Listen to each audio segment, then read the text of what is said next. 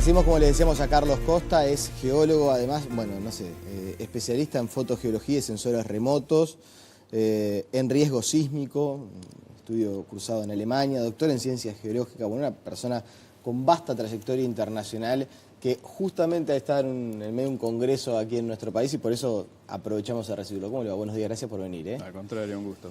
Bueno, a ver, da para conversar largo y tendido sobre este asunto. Venimos además de un episodio como el terremoto en México que a todos nos impactó, claro, en medio de todos los huracanes y bueno, no voy a decir que pasó desapercibido, pero en realidad fue una situación bien compleja. ¿Fue el terremoto más grande de la historia del que tenga registro México? Sí, en términos de la intensidad y la magnitud, sí, fue realmente así, no necesariamente en términos de los daños que se generaron por las zonas afectadas, pero son fenómenos naturales que han ocurrido a lo largo de todos los tiempos geológicos, que ocurren y que seguirán ocurriendo. Por lo tanto, el enfoque de este problema, si bien la prevención en tiempo real como para tomar medidas de mitigación social todavía no están disponibles o la ciencia no tiene un conocimiento acabado, los esfuerzos en el problema sísmico están obviamente orientados a la prevención. Cuando usted me dice todavía la ciencia no está lo suficientemente, ¿quiere decir que no se puede prever con exactitud cuándo y dónde ocurrirá? No, lamentablemente no. El interior de nuestro planeta es algo muy complejo, que es todavía muy poco conocido, como para poder establecer en tiempo y espacio cuándo puede ocurrir o cuándo puede llegar a ocurrir un sismo, de manera que permita tomar medidas socialmente de envergadura. Claro, por ejemplo, evacuar. Exactamente. Entonces eso no está disponible. Han habido muchos intentos con comportamiento animal, con señales magnéticas, pero nada que sea fiable como para tomar medidas de remediación de la magnitud que eso requiera. Todos los esfuerzos en el problema sísmico, como digo, están tratando de hacer, digamos, como una predicción de largo plazo, y esto es prevenir dónde se construye, prevenir cómo se construye, prevenir qué herramientas se utilizan para desarrollar un ordenamiento y planificación territorial que nos permita de alguna manera evitar las zonas que pueden ser más complicadas desde este punto de vista.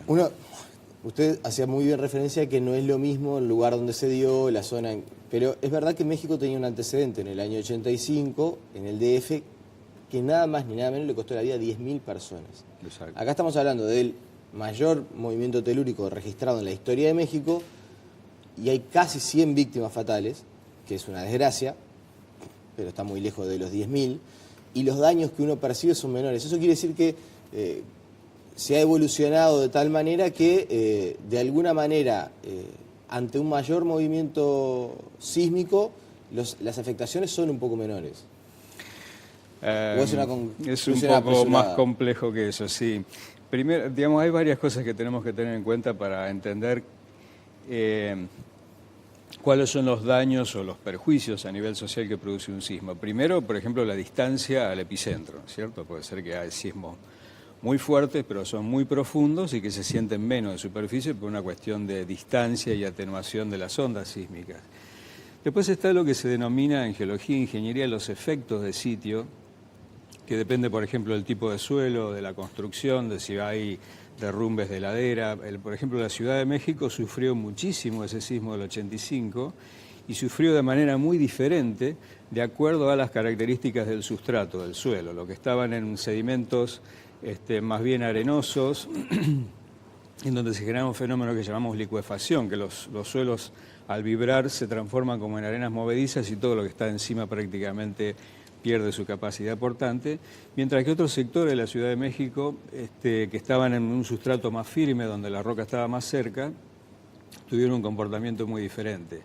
Nosotros en riesgo sísmico identificamos por un lado la amenaza, que es el tamaño que puede llegar a tener el sismo, la exposición, ¿no? O sea, qué cantidad de infraestructura y de población están expuestas frente a ese fenómeno, y la vulnerabilidad.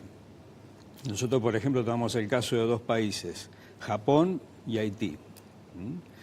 Tienen un grado de amenaza semejante, o sea que es muy posible que pueda llegar a ocurrir un sismo de magnitud 7 en los próximos 50 años, tiene una exposición similar, es decir, hay mucha gente que vive cerca de esos accidentes geológicos, pero la vulnerabilidad es muy diferente porque Japón tiene un servicio de defensa civil muy bueno, tiene códigos de edificación sismo resistentes muy consistentes, mientras que Haití es exactamente todo lo contrario, o sea que el mismo sismo en el mismo lugar, en las mismas características de sitio, puede llegar a generar efectos completamente diferentes en un sector o en otro, ¿no? Bueno, de hecho, Chile es el país con más sismos del mundo, más sísmico, y sin embargo han ido evolucionando de tal manera que, pese a temblar todos los años y a eventualmente cada tanto tener un fenómeno muy poderoso, la población no lo sufre o no hay víctimas mortales en la magnitud de lo que reportan los movimientos, ¿no? Chile es un buen ejemplo en Sudamérica, donde la mitigación en muchos casos es exitosa y en donde lo que nosotros llamamos pérdidas indirectas en el caso sísmico es, por ejemplo, el tiempo que le toma a la economía de un país recuperarse de un evento de ese tipo, ¿no? Es decir, el tiempo, cuántas personas van a ser más pobres por un sismo, cuántas empresas van a perder parte de sus ganancias debido a la pérdida de capacidad económica, que en muchos casos eso, en términos económicos, es mucho más importante, menos visible, pero mucho más importante que las pérdidas directas que salen en la tapa de los diarios los días posteriores al sismo. Claro, a ver si se entiende. Los derrumbes son rápidamente recuperables. Cuando una empresa pierde todo y la afectación a la economía no es tan sencillo o no es tan rápido el proceso. Exactamente. Y es verdad que la zona ahí de Santiago de Chile, Mendoza, está a puertas de un gran movimiento telúrico, que se han producido fenómenos de acumulación de fuerzas que hacen prever que en un tiempo relativamente corto haya un movimiento telúrico de mucha envergadura. Toda la costa pacífica, digamos, es lo que nosotros en geología denominamos un límite de placa, ¿no? Es donde toda la placa donde va montada Sudamérica y toda la placa del Océano Pacífico se juntan, chocan, forcejean y cada tanto ocurre un sismo. De manera que si usted me pregunta, ¿va a ocurrir a lo largo de la costa pacífica un sismo de magnitudes importantes? Yo le digo, sí. El problema es la pregunta inicial, ¿no es cierto? ¿Cuándo va a ocurrir esto? En el caso de la costa pacífica, los sismos tienen una recurrencia menor, es decir, que retornan cada, digamos, intervalos de tiempos menores y entonces se puede hacer un trabajo de preparación más exitoso en el sentido de que uno dice, bueno, si acá tenemos sismos en donde el último fue hace 400 años y hace 400 años que no se genera ningún tipo de ruptura, sería el próximo candidato. Pero no siempre funciona eso. Por ejemplo, el sismo del 2010, el del Maule, digamos, el último importante que tuvo Chile, el antecedente histórico inmediato fue el sismo que justamente ocurrió unas semanas antes que Darwin, en 1832, visitara la zona. O sea, transcurrieron 100 y pico de años, pero no siempre ocurre. O sea, el reloj geológico no siempre es puntual. Yo estuve en Valdivia hace no mucho y los efectos de lo que fue el sismo de Valdivia en la década del 50, en 1960. 60. Realmente es impactante. Uno está por ahí, todavía ve cómo modificó todo. Ahí uno toma real dimensión de lo que son los terremotos fuertes y lo que afecta a la vida. O sea, los habitantes del lugar le cuentan a uno, ¿no? Esto antes era... no teníamos agua y por el sismo aquel del 60, ahora el agua ganó determinada cantidad de metros. Realmente es impactante y sorprende a uno como visitante cuando se encuentra con ese tipo de cuestiones, ¿no? La costa pacífica tiene además el problema de que después del sismo, si el sismo ha sido realmente importante, viene un tsunami, ¿no? O sea que ese es otro, y que es una de las cosas que seguramente ha modificado más la costa. Y hay que trabajar más en la región, entre los gobiernos. Acá en Uruguay, ahora ya vamos a estar hablando de la situación de Uruguay porque lo que decíamos en la venta de la entrevista, hemos tenido un par de episodios en los cuales nos hace replantear si de verdad acá nunca va a ocurrir un terremoto, que es algo con lo que nos criamos. Acá en Uruguay, no, quédate tranquilo, en Uruguay nunca va a haber un terremoto. Ahora vamos a estar conversando sobre eso, pero ¿cuánto trabajan los gobiernos de la región en esto tan importante, en prevenir, en estar preparados? Eso es algo variable por varias razones. Primero porque, digamos, hay varios paradigmas, varios enfoques que a nivel mundial están cambiando, desde el punto de vista científico, digo, ¿no? O sea, antes se decía que, bueno, tal región es asísmica, significa que no hay sismos, y otras regiones son sísmicas. Ahora hemos visto que el problema es más complejo y que teóricamente no hay en todo nuestro planeta una región que pueda decirse que le puedan extender un certificado que está libre de sismos, no existe. La variable importante es la periodicidad con la cual pueden ocurrir ese tipo de sismos. Ahora, ¿pueden ocurrir sismos importantes en regiones como Brasil, Uruguay? Sí, pueden ocurrir. Lo que pasa es que son sismos que pueden ocurrir, como digo, con intervalos de tiempo muy prolongados. Ese sería un poco el emergente, la punta del iceberg que generalmente a uno le llama la atención. Ahora, la comprensión del problema sísmico, de la amenaza sísmica, es algo que excede un poco eso y que generalmente se está considerando a nivel mundial como uno de los principales insumos para planificación y ordenamiento del territorio. ¿Qué quiero decir con esto? Significa que cuando en muchos casos se hacen estudios de amenaza sísmica, no se hacen estudios porque realmente hay una región que está en peligro, sino porque realmente lo que se trata de hacer es obtener información para poder tener algún tipo de parámetro cuantitativo de esto. En riesgo sísmico decimos generalmente que no hay peor sismo que aquel que no se conoce, ¿no? O sea, ¿qué tan riesgoso es esto?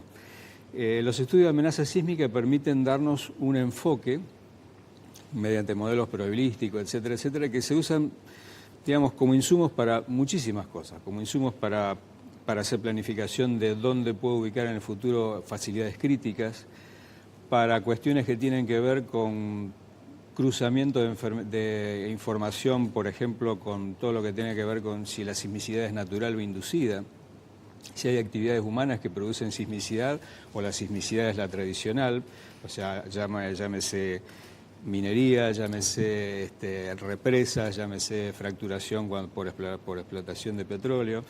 De manera que esto es más amplio, lo que se está tratando de instalar en la agenda de varios gobiernos, sobre todo a partir de organismos internacionales como el Banco Mundial, la UNESCO, etcétera, etcétera, es que no es una cuestión para decir, no voy a hacer este estudio porque total a mí no me va a pasar, sino que como toda actitud seria frente a problemas que tengan mayor o menor envergadura, yo lo primero que tengo que hacer es obtener información. Ahora, usted dijo al pasar algo que estoy seguro que a todos nuestros televidentes no les pasó desapercibido. Usted dijo, es menos probable, pero no se puede descartar que en Uruguay o en Brasil, que es otro país que está en una región similar, en una situación similar, haya un terremoto. O sea, puede llegar a haber un terremoto en Uruguay. Sí, yo siempre cuando me preguntan esto trato de utilizar la siguiente comparación. Supongamos que usted quiere cruzar una avenida de 6 carriles con el semáforo en verde. Usted se arriesga y cruza y es muy posible que lo atropellen, ¿no? Ese sería el caso de un ciudadano que vive en Chile o al lado de la falla de San Andrés, etc. Ahora yo vivo en un barrio tranquilo donde pasan muy pocos autos y cruzo generalmente sin mirar si viene alguien y lo más probable, casi seguro no va a pasar nada. Ahora, que pasan autos, pasan autos. Es un poco la metáfora para decir, bueno, en realidad cuando cruzo la calle, ¿vale la pena que mire hacia el costado? Y sí, vale la pena, por más que no vengan autos. O sea, todo país que quiere desarrollar una agenda seria de entender cuestiones ambientales, cuestiones que tienen que ver con la planificación de mediano o largo plazo, tiene que conocer dónde está parado. En los últimos meses hemos tenido un movimiento reportado muy cerca de Montevideo, que incluso en algunos barrios de Montevideo se sintió. Recientemente, hace poco más de una semana, en Colonia, en una localidad así cerca de Colonia de Sacramento, también se registró un pequeño movimiento. Antes, cuando vendimos la entrevista, mucha gente nos escribía, bueno, porque los liciales de Tupambaén, Tacuarembó tienen instalado un sismógrafo y siempre hay movimiento. Uno podría decir, bueno, ahí hay que ver el tema de la minería. Pero en el caso cercano de Montevideo y en el caso de Colonia, queda claro que no fue una actividad inducida, ¿no? Que fue ¿Es que ahora nos enteramos más porque lo tenemos mejor medido o es que de verdad se están acelerando los procedimientos y eventualmente esto empezó a cambiar? Bueno, una buena forma de poder responder esa pregunta sería que los países, o en el caso de Uruguay, pudiera tener un buen monitoreo de la sismicidad para saber si existen anomalías hacia arriba o hacia abajo. Es muy difícil responder a eso porque en realidad antes tampoco existía la aparatología o la precisión de los equipos para medir sismos de baja magnitud. Entonces, si yo tuviera que responder a escala global, yo diría que no existe constancia que eso sea así a nivel mundial. No existe constancia primero porque el proceso sísmico es un proceso que existe desde hace varios millones de años, desde que la Tierra funciona, y ha sido siempre así. Lo que pasa es que ahora hay mucho más lugares poblados, hay muchas más construcciones que sufren esos efectos sin necesidad de estar hablando de terremotos dañinos, sin necesidad de estar hablando de terremotos catastróficos, pero por ejemplo, el hecho de que yo tenga una facilidad crítica, una estación transbordadora de energía, un hospital, algo que sea afectado, no destruido, pero que sea afectado y que reste su funcionalidad, es ya un problema. Entonces, todo ese tipo de cosas tenemos que conocerlas bien. Usted lo que dice es, más allá de si se va a dar o no, ante la eventualidad que pueda pasar, hay que empezar a pensar en tener ciertas previsiones ante la eventualidad de que pueda llegar a suceder. Empezar a poner ese asunto, ese insumo arriba de la mesa. Eso es lo fundamental. Exactamente. Esto es lo que se está viendo a nivel mundial, lo que conversábamos recién, donde más allá de que la región sea, digamos, crítica desde el punto de vista sísmico, siempre se considera, desde todo punto de vista, ¿no? Desde la agenda de un gobierno hasta la agenda de los inversores, ¿cuál es la situación de ese país? ¿Y es mucho más caro construir o desarrollar infraestructura antisísmica?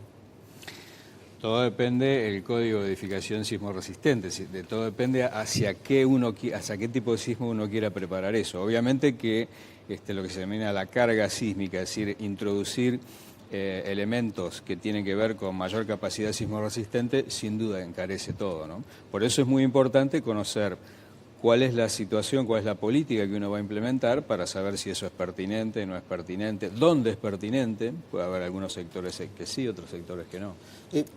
¿Hasta dónde, cómo funciona el espacio que está, entre comillas, por lo que venimos hablando, un poco más a salvo de terremotos? No sé, porque ya sabemos que en Argentina, ni que hablar, toda la región cercana a la cordillera, Mendoza, San Juan, esa es una región que muchas veces, el norte, Salta, Jujuy, allí, cada tanto nos enteramos de movimientos, en Córdoba mismo, en Buenos Aires, están en la misma situación que nosotros. ¿Cuál es el epicentro a salvo en nuestro continente de estos fenómenos? Sí, Buenos Aires y Montevideo comparten bastante lo que sería el contexto geológico, ¿no? O sísmico. Si uno tuviera que trazar una línea a lo largo de Sudamérica, diríamos que la zona donde uno puede esperar más frecuencia de este tipo de fenómenos está dado, digamos, al oeste de la llanura, ¿no es cierto? O sea, en el caso de Argentina, las sierras de Córdoba, ¿no? Sería básicamente la región más al este de donde se han registrado episodios históricos y donde nosotros, desde el punto de vista geológico, hemos reconocido que desde el punto de vista prehistórico han ocurrido cosas muy importantes. Ese es el otro gran enfoque que hacemos. En América tenemos un registro histórico sumamente corto para saber cuál ha sido nuestro pasado sísmico, ¿no? O sea, a lo sumo 500 años. Hay países como Japón, por ejemplo, que tiene varios miles de años de historia, ¿no? De registro histórico, y en donde inclusive ellos, justamente por una cuestión de documentación, fallaron en reconocer que el fenómeno de Fukushima del 2011, la tsunami, tenía un antecedente histórico en el año 800, una cosa así, que algo que salió ahora. Lo que nosotros tratamos de hacer en Sudamérica es entender qué terremotos prehistóricos pudieran haber ocurrido de importancia, que hayan afectado en ese momento aldeas o poblaciones pequeñas en donde hoy hay ciudades de varios millones de habitantes. Y las respuestas no son muy tranquilizadoras. En todos esos lugares hemos encontrado que hay fallas geológicas que sabemos que han generado fenómenos de ruptura en superficie, por lo tanto corresponden a sismos, por ejemplo, de magnitud 7 o mayor. No estoy hablando de ¿dónde? Por ejemplo, Caracas, por ejemplo, Quito, por ejemplo, Mendoza, por ejemplo, Córdoba. que no hay registros a nivel histórico, pero sí sabemos que hay fallas geológicas que, a pesar de que en este momento no tienen sismicidad, sí han generado episodios catastróficos en el pasado prehistórico. Quiero remarcar con esto que, por lo tanto, la sismicidad no es el único termómetro que nosotros usamos si queremos entender a largo plazo lo que pasó o el potencial sísmico de una región. Me imagino la historia, la antropología, todas esas... Geología, fundamentalmente, sí. Sí, bueno, pero también los registros históricos. Exactamente, Exacto. sí, sí. De alguna manera, todo lo que sea antecedentes debe jugar. Bueno, fue realmente un placer recibirlo. Ojalá vuelva en algún momento a Montevideo. Me dijo que no conoce tanto. Vamos a ver si tenemos la oportunidad ahora. A ver si lo sacan a pasear un poquito por la ciudad, además del congreso que viene a desarrollar, y en algún otro momento volvemos a conversar. Le agradecemos su presencia. Con todo gusto. La pausa y seguimos con más noticias.